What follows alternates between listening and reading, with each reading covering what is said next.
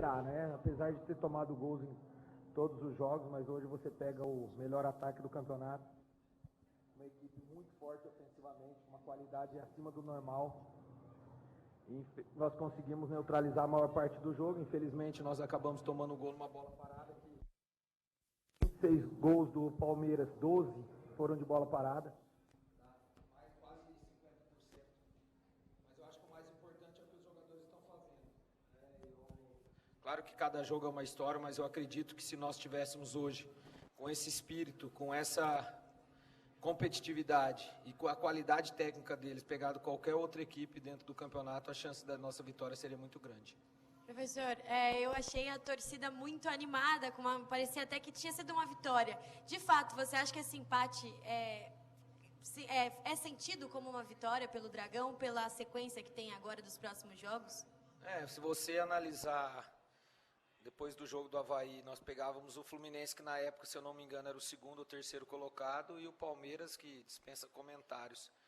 Qualquer um, acho que torcedor, diretor, vocês que cobrem o clube, se falasse que nós iríamos conquistar 4 pontos, eu acho que todo mundo naquele momento abraçaria tranquilamente. Esse Palmeiras pegou o Botafogo há uma semana, ganhou de 3 e tomou conta do jogo. Pegou o Atlético Mineiro no Mineirão, ganhou de 2 e sem 6 titulares. Então é uma equipe muito forte e é uma equipe assim a ser seguida, porque eu vejo que tem muita qualidade técnica, mas também tem muita entrega, tem muita objetividade. Então, acredito que esse empate foi um bom resultado, né? Claro que a vitória, pela situação que nós estamos na tabela, ela seria fundamental, mas eu acho que nós temos que tirar pontos positivos, principalmente da entrega, da organização e da hombridade que esse grupo está tendo para a gente conseguir, se Deus quiser, como eu sempre falo, jogo a jogo, chegar lá na última rodada com chances de permanecer na primeira divisão. Eduardo, boa noite. Até se você puder esclarecer, porque a gente estava ali atrás do gol, eu não sei se eu entendi direito. O Rato, na hora que o Churin foi substituído, eu não sei se ele tinha te pedido para sair, se ele ficou chateado por não ter saído, né? Eu queria que você falasse sobre isso. Também sobre a opção de ter entrado hoje com 3 volantes, se é uma ideia que você gosta mais para frente, ou se foi uma ocasião para esse jogo contra o Palmeiras.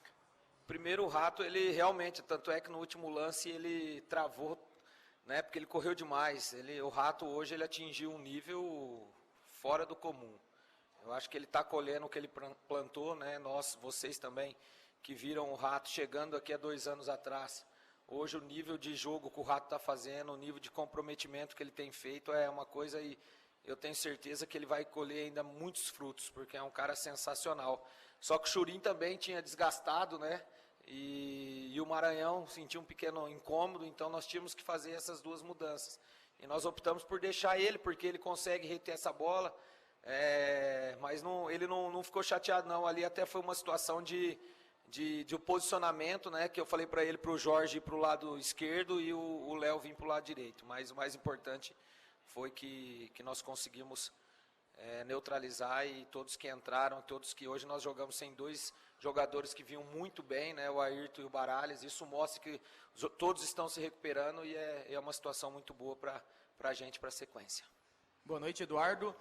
Você vem de 3 bons resultados, né, 2 vitórias, um empate, agora tem 2 jogos, 2 confrontos diretos, né, o Juventude fora de casa e o Ceará em casa.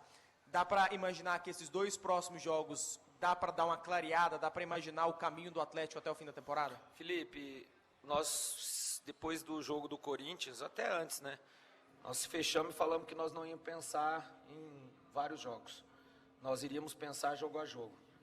Então nós temos que pensar no Juventude. E hoje, eu até falei para eles na pré-eleição, que um jogo desse tamanho contra o líder, a equipe que não perdeu fora de casa, 2 derrotas, sendo que, se eu não me engano, o Ceará foi nas primeiras rodadas que eles estavam envolvidos em outras competições, seria um jogo que tudo conspirava, né, para o atleta.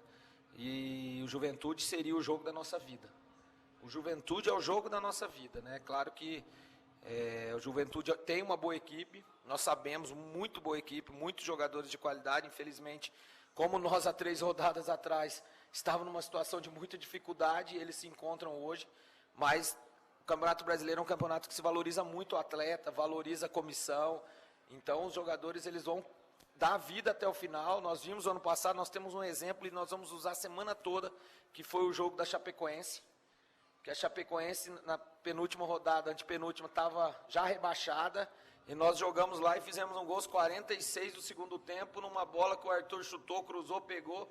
Então nós temos, você tem que buscar essas situações. Então vai ser um jogo muito difícil, um jogo onde, entre aspas, você tem que vencer o jogo, mas nós temos que primeiro é competir, primeiro é se organizar, que a vitória ela é consequência do que nós fizermos dentro do jogo. Ô, Eduardo, boa noite. Assim, primeiro a gente valoriza muito, né, o que o time construiu durante o jogo também, para ficar nesse empate em 1-1. Só que eu queria pontuar com você uma situação, né, que eu lembro de uma coletiva sua que você falava que precisava recuperar a defesa do Atlético, que era algo que o Atlético tinha como positivo em anos passados. Um jogo como esse de hoje, em que o Renan não precisou trabalhar tanto como em outras ocasiões, mostra que você está recuperando o time nesse sentido também, que esses jogadores estão se recuperando nessa reta final? Eu acho uma boa pergunta. Como você falou, nós pegamos o líder do campeonato, né? E um vacilo ali, mas também mérito. O Scarpa, a batida dele é uma bola que você encontra poucos. E eu acho que o Palmeiras vive um momento que fora do comum, né? Fora do comum. Nós tivemos, acho que os primeiros 10 minutos, dificuldade, né, de entender às vezes o jogo. O Palmeiras é um time que joga curto, mas joga longo. Então, às vezes, ele te induz a você pressionar o jogador nas costas e abre o fundo do campo. E se você não pressiona, ele joga na entrelinhas e finaliza, como foi uma finalização do Scarpa no primeiro tempo. Mas o mais importante, Alex, é os jogadores entenderem. Eles entenderam que em determinadas situações você tem que entender o que o adversário te propõe. Se a gente hoje joga mais espaçado, não em termos linha defensiva e meio, mas sim entre eles, na nossa linha defensiva, zagueiro com lateral, fatalmente a gente perderia o jogo.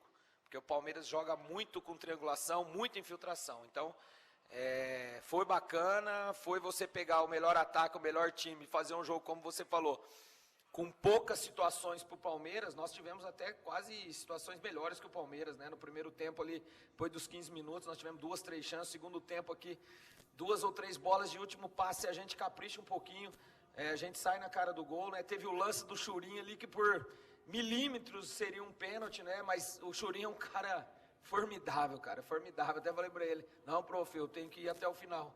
Porque se fosse, às vezes, um jogador brasileiro, ele ia segurar para sofrer o pênalti e perder a situação.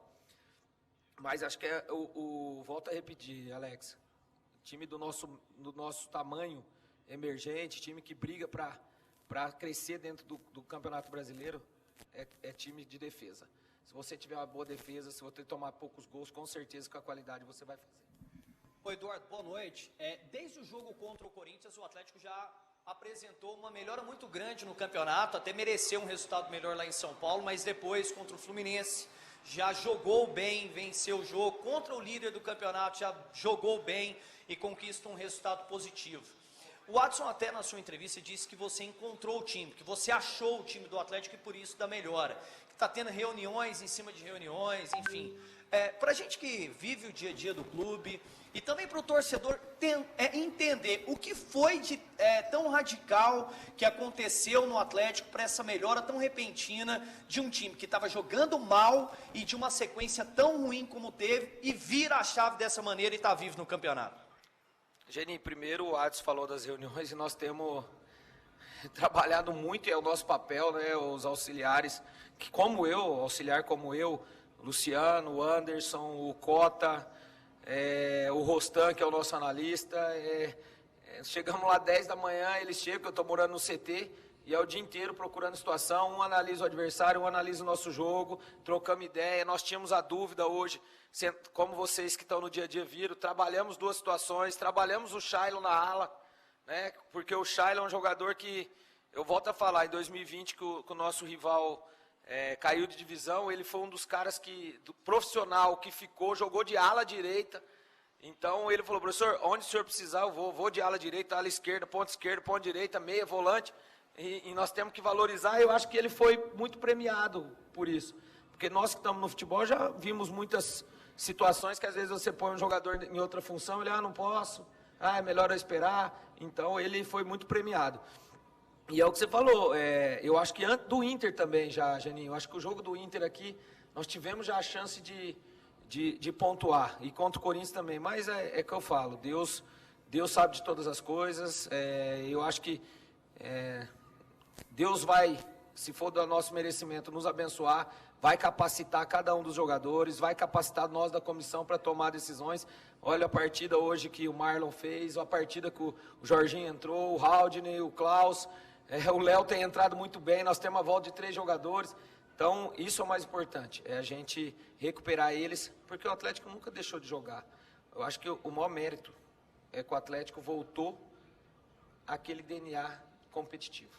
A hora que tiver que marcar alto, marca. A hora que tiver que baixar as linhas e transitar, transita. Então, isso aí eu acho que foi o primordial nesses últimos 4, 5 jogos. Representação amanhã às 3h30.